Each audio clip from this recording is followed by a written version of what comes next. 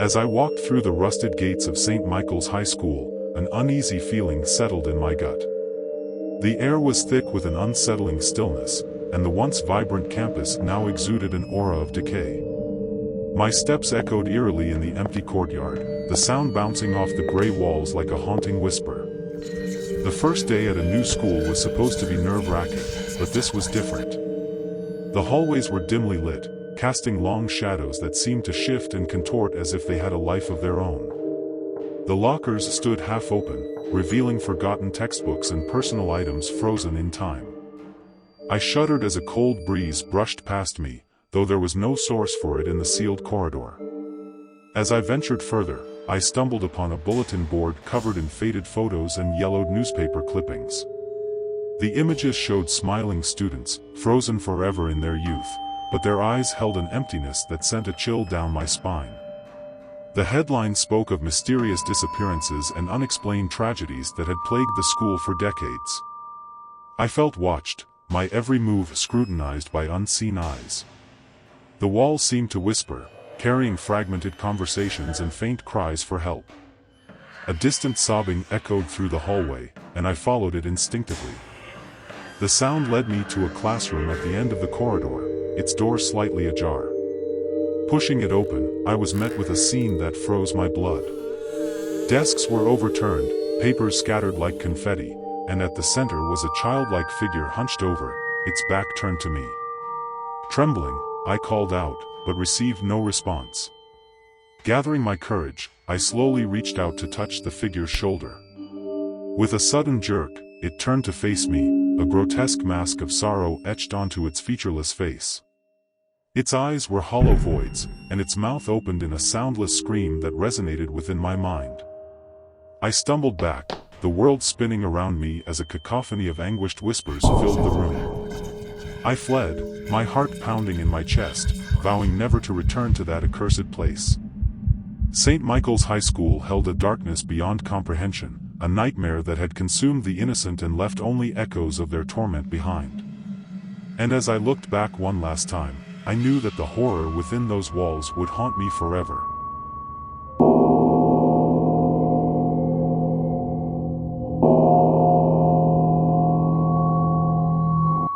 One fateful night, curiosity led me to the shadowed doorstep of St. Wisteria High School.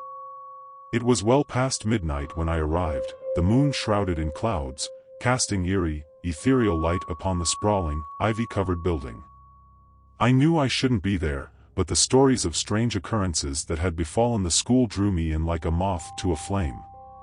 The old, wrought-iron gate creaked open reluctantly, as if trying to dissuade me. Ignoring its protests, I entered the courtyard. The air was frigid, and an unsettling stillness hung heavy, broken only by the distant hoot of an owl. Inside, the once familiar hallways were transformed by the moonlight. Paintings of stern-faced headmasters stared down at me, their eyes following my every step. An eerie chill prickled my skin as I wandered deeper into the school's dark heart. The library beckoned with its rows of ancient tomes, their spines cracked with age. I picked one up, its pages filled with cryptic symbols and incantations. As I whispered one aloud, the room trembled, and the shadows gathered, forming grotesque shapes that danced in the corners of my vision.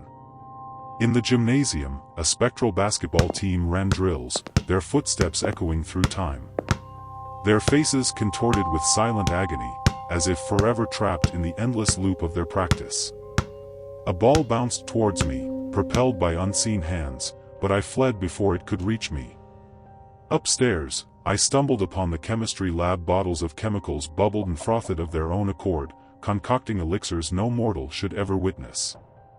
A disembodied voice whispered forbidden knowledge into my ear, a temptation to plunge into the depths of the unnatural.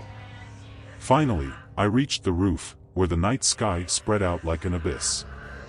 In the distance, I saw a figure draped in a tattered uniform, their face obscured by the dark. As I approached, they turned to me, their eyes hollow voids.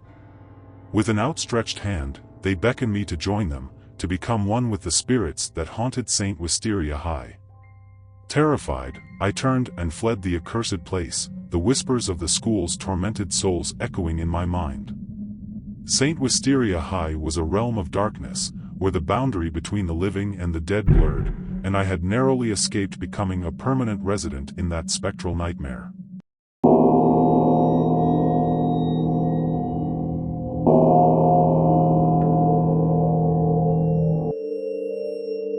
Late one evening, as an autumn storm raged outside, I found myself at the gates of Crestwood High School. The building, nestled atop a hill, looked imposing under the blanket of darkness. The rumors of a forbidden ritual that took place there on the eve of Halloween had lured me in. Ignoring my trepidation, I ventured forth. The doors groaned open with reluctance, and I stepped into a dimly lit corridor. The air was thick with an unsettling energy.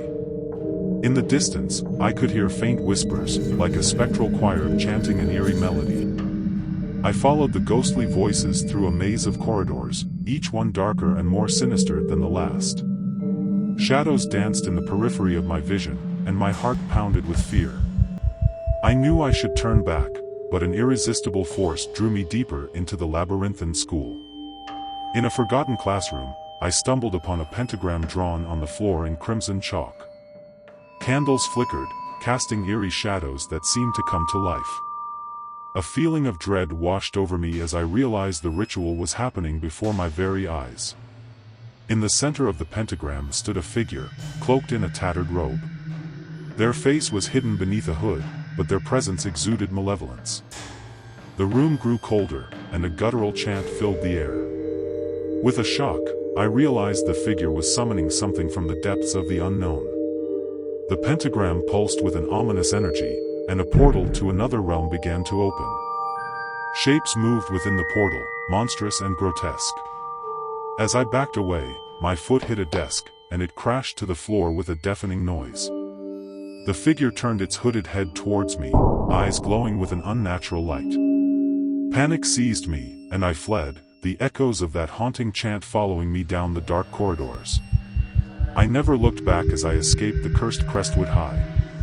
The memory of that night still haunts my dreams, a reminder that some doors should never be opened, and some rituals should never be witnessed. Crestwood High was a place of dark secrets and forbidden knowledge, and I had narrowly escaped its clutches with my sanity intact.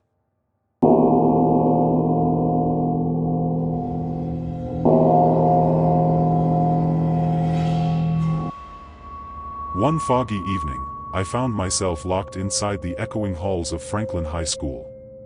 I was there to retrieve a forgotten textbook, and as I wandered the empty corridors, an unsettling sensation crept over me. The silence was punctuated only by the soft hum of the overhead lights, and I couldn't shake the feeling that I was not alone. As I made my way toward the classroom where I'd left my textbook, I heard a faint whisper. At first, I dismissed it as my imagination playing tricks on me. But then, the whisper grew louder, forming into ghostly voices. They spoke of unfinished business, of lost dreams, and the bitter regret of lives cut short. My heart pounded as I entered the classroom. The textbook lay on the teacher's desk, but my attention was drawn to the chalkboard. Words were appearing, as if written by an invisible hand. They spelled out names, dates, and cryptic messages. I watched in horror as the chalk seemed to float in mid-air, spelling out my own name, followed by a date that hadn't yet arrived. A chilling wind swept through the room, extinguishing the lights. Panic coursed through me as I fumbled for my phone's flashlight. The room was now bathed in an eerie blue glow, revealing the spectral figures of students seated at their desks. They wore uniforms from a bygone era, their faces a haunting mix of sadness and longing. One figure stood apart from the others. She was a young girl, her eyes fixated on a journal placed before her. She wrote feverishly, her ghostly hand etching words onto the pages. I could see the tears streaming down her translucent cheeks, leaving streaks on the paper. I approached the girl, trembling with fear. When she sensed my presence, she looked up, her eyes locking onto mine. She whispered, "Help me," in a voice that seemed to echo from beyond the grave. I bolted from the room, leaving my textbook behind, and sprinted through the darkened halls. The whispers followed me, a chorus of sorrowful voices begging for release. As I burst through the school's exit, I vowed never to return. Franklin High School was haunted, not by malevolent spirits, but by lost souls yearning for peace. The knowledge that I had encountered these class ghosts would forever haunt my nightmares, a reminder that the past could never truly be buried.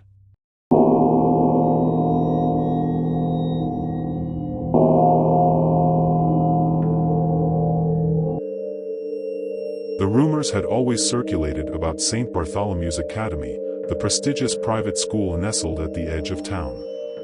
They said the school had been built upon an old graveyard, the final resting place of souls long forgotten.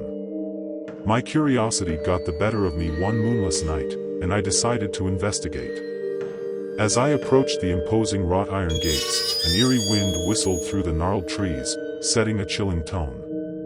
The moon was hidden behind thick clouds, casting the academy into a shroud of darkness. The cold air was laced with the scent of damp earth and decay. The entrance to the school was a grand archway adorned with faded, weather-worn statues. I passed through, feeling an invisible barrier, as if crossing into a realm where the living had no place. The once lush gardens had withered into a tangle of thorns and twisted trees that seemed to clutch at me as I walked. Inside the academy, the walls were adorned with portraits of stern headmasters and primly dressed students from a bygone era. Their eyes followed me, accusatory and haunting.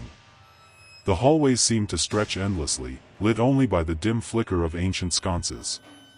I descended into the basement, where the school's dark history was said to reside. A heavy, oppressive air clung to the space. As I ventured deeper, I stumbled upon a forgotten chamber, its walls lined with decaying parchment. They were death certificates, I realized, bearing the names of the souls buried beneath the school's foundations. My heart pounded as I heard faint whispers, voices from the grave. They spoke of betrayal, of lives cut short, and the anguish of being trapped beneath the very place that had desecrated their resting grounds. The room grew colder, and I could see my breath in the dim light. A voice called out, a mournful cry that seemed to reverberate through my very bones. I followed the sound, my footsteps echoing in the darkness. It led me to a hidden crypt beneath the school, and there, I saw a flicker of movement. A figure, spectral and translucent, rose from the cold stone floor. It was a young girl, her face etched with sorrow. She pointed to a crumbling wall where names were etched in stone, the names of the forgotten dead. With a trembling hand, I touched the wall, and a surge of icy despair washed over me. The girl's voice echoed in my mind, pleading for recognition, for someone to remember. I promised to share their story, to bring their plight to light. As I fled the haunted St. Bartholomew's Academy, I couldn't shake the feeling of being watched, of carrying with me the weight of a long-buried secret. The school's dark history, built upon a graveyard's stolen souls, was a chilling reminder that some sins could never be erased, only whispered from the shadows of the past. Thanks for watching. If you enjoyed this video, please give it a thumbs up and consider subscribing to our channel for more content like this.